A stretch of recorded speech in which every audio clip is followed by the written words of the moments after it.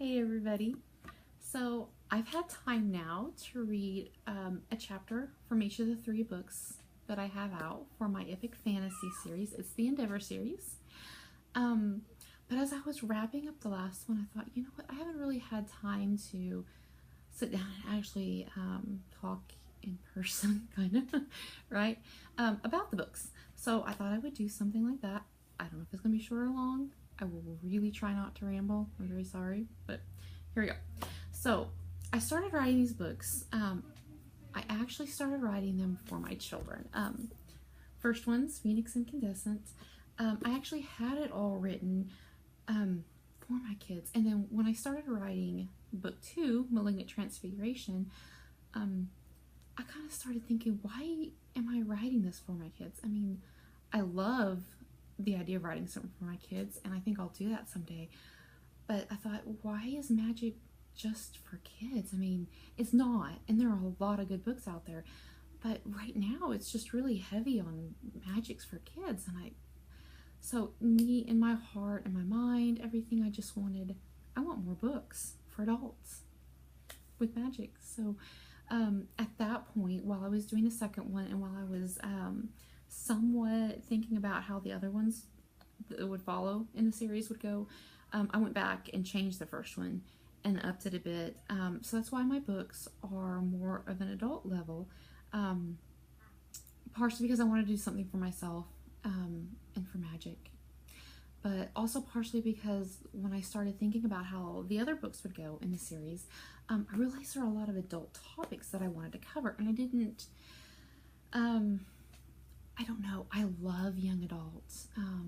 Fabulous, read it, I read it, and I'm in my 30s, but why are we doing this with adult books? I mean, for me in the public library, you get to this point and you're like, here's the young adult, woohoo, and then we get to the adult and it's like, yeah, I mean, there's hit and miss, anyway. So I personally would love to see more of some of the stuff that you see in the children's book and adult books, because I hate to disagree with some of the authors that I love, but I don't think you have to hide things in a children's book just because the topic is hard. So I decided that personally, as an author, that's what I want to tackle. I want to bring this to adult levels. I want to have more fun books out there on that level. So that's why I upped it. I don't know if that's the right decision or not. I guess I'll see. I guess if I ever get technically published and they move it down to young adult a little bit, I'll learn better. I don't know. A lot of this right now is just learning. So I throw myself out there and try. Anyway, so we got to the adult level, right? Let's see. Oh, there was another good point. I kind of have my little card down here of little points. Sorry. Another really fun thing I wanted to do was really bring in and integrate the United States into my book, because I love my country and there's so much fun history here.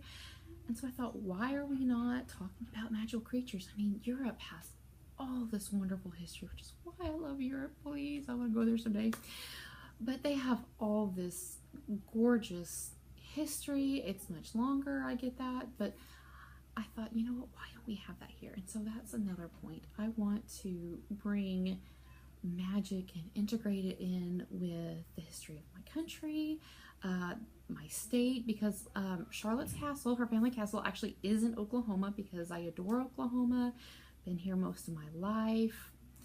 If you get to know my personality, I am very much a girl in boots, so don't mess with me. Anyway, so that's why you see these little stickers behind me. I got to the point, I think in the between third and fourth. Actually, I think I was done with my third or getting close to it. I don't remember. But I got to the point where I had to define where everything was, because I have these 9 strongholds, right? So I went ahead and plotted out where everything is, and during the books, so I had 9, I had one book planned, and I knew it would be kind of a series, and then I had 9 planned, and then it kind of turned to 12, and I kind of can't even promise it's going to stop at 12. I am so sorry. Everybody looks at me like, are you crazy for wanting to, write 12 books? But the story is long, and I love it, and part of the reason, for example, why it had 9 is because you have the first one where you have the introduction, right? And in the second book, you meet the dwarves. The third book, you meet the bird culture. The fourth one I'm working on right now is the mermaids, and it's so exciting. I actually tried to combine the birds with the mermaids, but I felt like if I were to combine the two, that I wouldn't be doing either culture justice. So I did split them. There will be a book with the centaurs and the elves. The giants will come into play too. The fawns kind of had a bit of their thing in the first one. I don't know what's going to happen. You know, they don't tell me. I'm kind of just here writing down what they tell me to. But, so you're going to get to see all kinds of creatures. A lot of the creatures I researched and pulled in, like the dwarves and the elves, of course. I mean, but I also have some new ones of my own that tie in with the United States. So those were really fun, like the bronze eagles. All the birds are really exciting. And Bo is a bronze eagle, by the way. And so a lot of the birds are kind of up in this area. Let's see, the palace area is actually right here. The one that I was just reading about is up in this area. Well, I was reading in the third book anyway. Sorry. Okay. So another thing I do in my books is I have magic, of course. So I have all these Magani, which are the magical creatures, with the higher level thinking skills. If they're just a magical creature and they don't, you know, have language and everything and a culture, then they're Brutani. And then I have the Weavers. Now, you kind of get a tiny, as with everything else. In the first book, you only get a tiny bit of everything.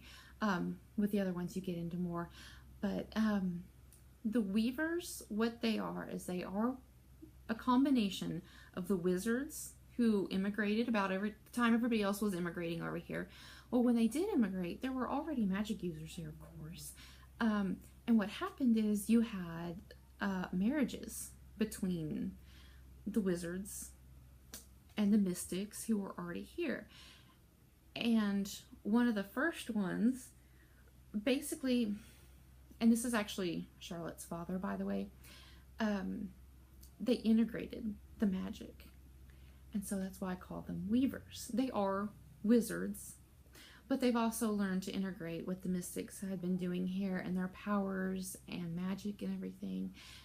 And I don't know if that's going too far off, if people are going to be like, sorry, we only do wizards, but I don't know, this is how the story went. And I love it. I love that I can combine the history of the people who were here before and the history of the people who came in, because I love both and they did great things. And so that's why I have weavers. So when you have Charlotte, when you meet Charlotte, her father is a weaver. His father was a wizard from Europe and his mother was already here. Actually, recently I just started writing Charlotte's grandparents' story, and that's really fascinating because, well, one, history lessons, but I don't know. Here's the funny thing. Whenever I started writing book 2 and I rewrote book 1, I kind of got into more Isaac and Audrey, which are Charlotte's parents, and I just love their story, and I'm actually kind of sad that I'm focusing on Charlotte, because here's my problem in my books completely. Charlotte's my one of my set of 4 main characters, I guess. I have lots of circles of main characters. Maybe I have an illness. I don't know. It's called being a writer. But anyway, before I get distracted, I just wanted to write about Isaac and Audrey so much because their story fascinates me. And I think I will get to that.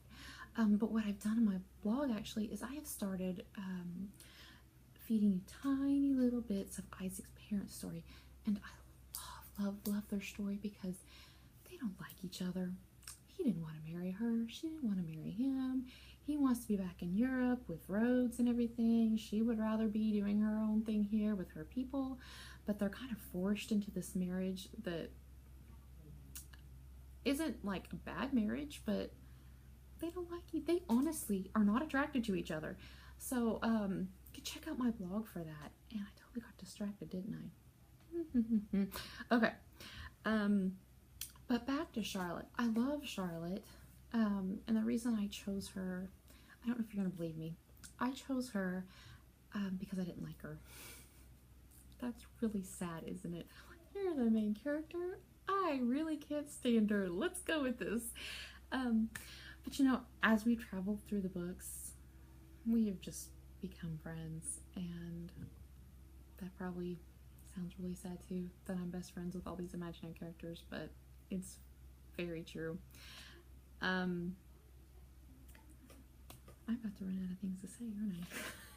Anyway, the thing I love about Charlotte is that, for example, in book 1, you kind of meet her. She's just gotten out of college. Charlotte is probably like a lot of young people are. She's barely in her 20s, but she is very headstrong and passionate, and I just adore that about her. I know it annoys some people. I apologize for the people it annoys, but I love her courage and her strength. And even though at first I had a really, really hard time connecting with her, even as an author, I was like, I don't even know what to do with you, because I don't understand where you're coming from. I don't understand your childhood, because she's had this magical princess childhood in a castle, and her dad's there and her mom's there, and they're doing all kinds of magical things. Her dad's doing magical things, and you know, she's running around with centaurs and mermaids and elves and dwarves, and I mean, what kid wouldn't love that?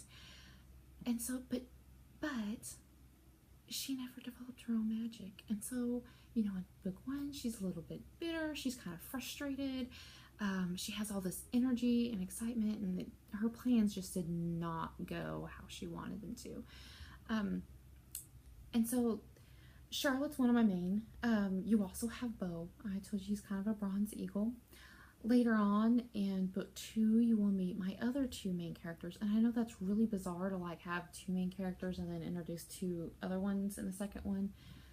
It just is what it is. But anyway, you meet David and Vincent, who are weavers, and the 4 of them are kind of the central core for all of the books, and I love them. I started to think last night of who I love the most and who I should talk about the most. But I have no idea what to tell you, because every time I list one and think of another one, I think of all the reasons I love that one. I mean, David could very well be my main character. Beau could be my main character. And they have times where they speak in a chapter and it's their point of view. But you know what? I think some of them are actually going to have their own book, and I may actually back Charlotte out of a book or 2 and just have her more of a side character. So spoilers there too. And then you have Vincent too. He could have his own book too. I think actually he will, somewhat in the middle, and that one's going to be exciting. So back to the 9 books. 4 mermaids. We're going to do centaurs. We're going to do elves. Eventually, when you get to the 9th book, we're going to deal with this baddie who's in this hidden stronghold, right? The reason I went ahead, I do have the 9, and those are like a set. And you'll have all the strongholds defeated in them and everything. You think, actually. Some of you who've read the books know that that's not necessarily true, right? But the reason I have more after that is because, you know, whenever I read a series and they're kind of plotted like this, where you have the bad guy and you have each bad guy and they defeat him and they defeat, you know, either it's the bad guy or it's the bad place. I kind of have both. But you know what I miss and I love? What happens next? I mean, does society fall apart? Does it actually build up again? Does a new bad guy come in? Because in history, it'll tell you that sometimes they do come back in. And so I have some after that are just so exciting and important to me, because I don't want to just leave you with a 9. I want you to be able to come into the series with these familiar faces and say, okay, this is what happened to the Magical Society. You know, you have a Weaver Council, for example, and I finally introduce you all to the Weaver Council, by the way, in 3rd book, for those of you who hadn't gotten there yet. I love the Weaver Council because I don't know if you catch it, and I haven't even said this on my blog yet, but some of the Weavers on the council are actually tall tales from American history. So see if you can spot which ones they are. But anyway, so the reason I have the last ones, and I don't know how far I'll go, is so that you can go and see, well, what happened to the Weaver Council? Did they ever, like, you know, do what they're supposed to do. What happened to these communities? Because right now, when you start in the first book, the magical communities kind of keep away from each other. They kind of mix at the castle a bit, but you know, the fairies are off doing their things, all stuck up. No, I don't know. That one's the big secret, right? But I want you to get to know the characters and what happens as a result of book 9 and what happens in their life after that. So that's what I'm excited about, and I think that's my main deal right now. I'm trying to churn out books. I'm trying to give you a good product.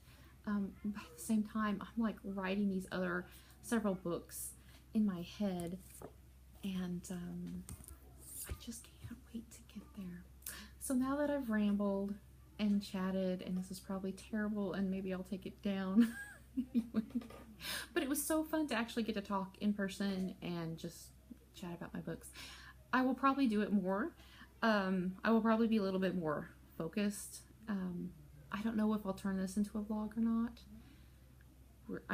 Right now I'm in the middle of, I've been writing and writing, obviously, because I have 4 almost out. But I need to kind of switch and do some more advertising and everything. So we're just going to kind of see how this goes. So I apologize. This may be the last time you see me. It may not. We'll see where things go. Thank you so much for putting up with my rambling and everything. And I will catch you later. Thanks. Battle bravely. Love strongly. See you later, guys.